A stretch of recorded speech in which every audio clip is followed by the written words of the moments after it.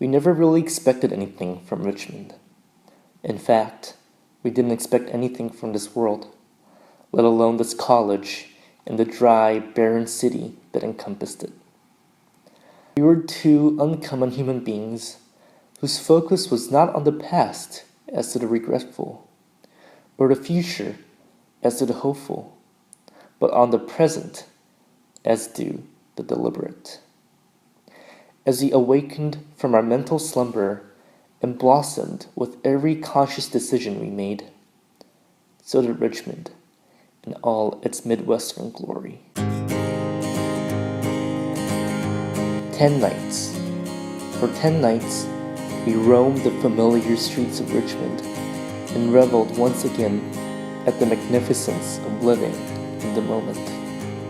As our eyes traced the outlines of the old-fashioned storefronts, we forgot about the tests, the numbers, the words, and simply melted into the interminably transient stream of eternity.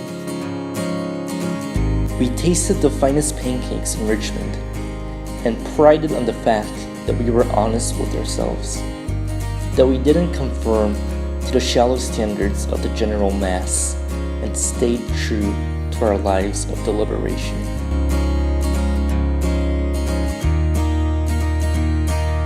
We paid homage to our youth in a pitch-dark baseball diamond, with holy cigarettes as incense and Arizona half and half as sacrilegious offering.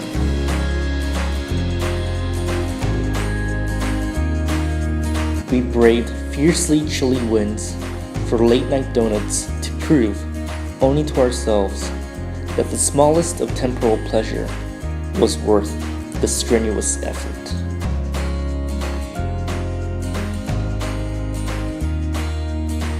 We sat in a circle with friends of bygone relationships, running our fingers over the seams of our friendships and memories, realizing how far we'd come, how much we'd changed, and how much we strayed from each other.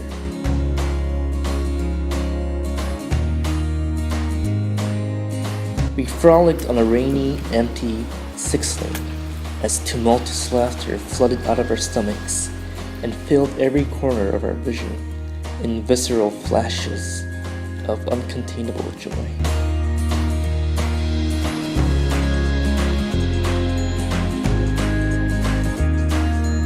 As we look back at the last 10 nights of our freshman year, we are content to find that they are spontaneously deliberate, joyfully melancholic, and tragically enlightening.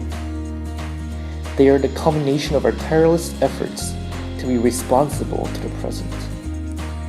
They are heartfelt toasts to the brevity of youth, the wonders of spontaneity, and to the sweetness of life.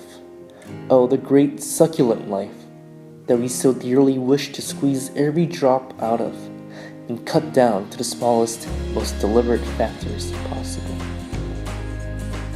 It is in the present that we find our meaning of life, and we confirm to ourselves once again through these 10 eternal nights that we have lived our freshman year not in quiet desperation,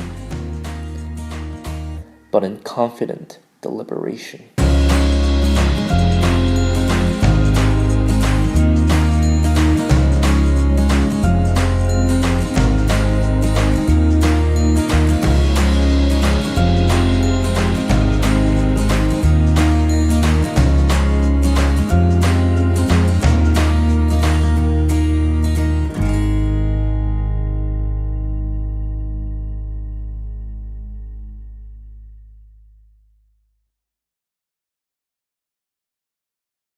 For the longest time, it is summer.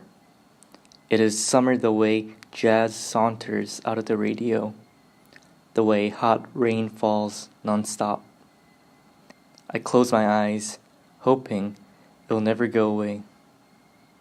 I open my eyes, and everything is winter. The latter half of sophomore year, bleeding into junior year, is a winter over time at Earlham. Gone were our enthusiasm and inspiration, Gone were the relationships that we once thought would be lasting. Next semester, Lan is going to Greece. I'm going to England to make sense of these bitter ironies of life, to escape Richmond, Indiana, and see bigger worlds. Before we go, we think it would be nice to take a walk down Main Street and think back, figure out what went wrong, cherish the times that went right. In what seemed like 5 lifetimes plus some, our feet hit the empty streets of downtown Richmond, remarkably deconstructed and stripped bare in the pre-Christmas winter chill. Up and down, across the street, not a soul in sight except for a homeless man silently smoking a cigarette. I asked Lan if things felt the same, meaning, could we ever feel so young, so free, so inspired ever again?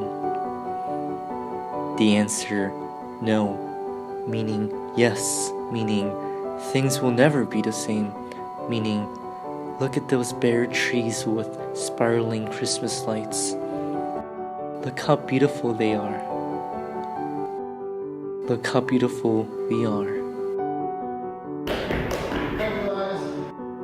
College. Without Thoreau, without Elder Bierman and Ellen Price and Back Campus, without Square Donuts, without common friends and study sessions at the library, without memories of freshman year, but with questions, with hints of nostalgia, with 4 non-blondes' seminal classic What's Up on the jukebox and Pizza King, with anxiety, with starch intolerance and lactose intolerance, variations on the ever-shifting Asian body. You're still young, says the cigarette, burning into the wet pavement where the homeless man threw it away. And when I look ahead to see how far we have left to go, I notice the end of the road is as beautiful and far away as the distance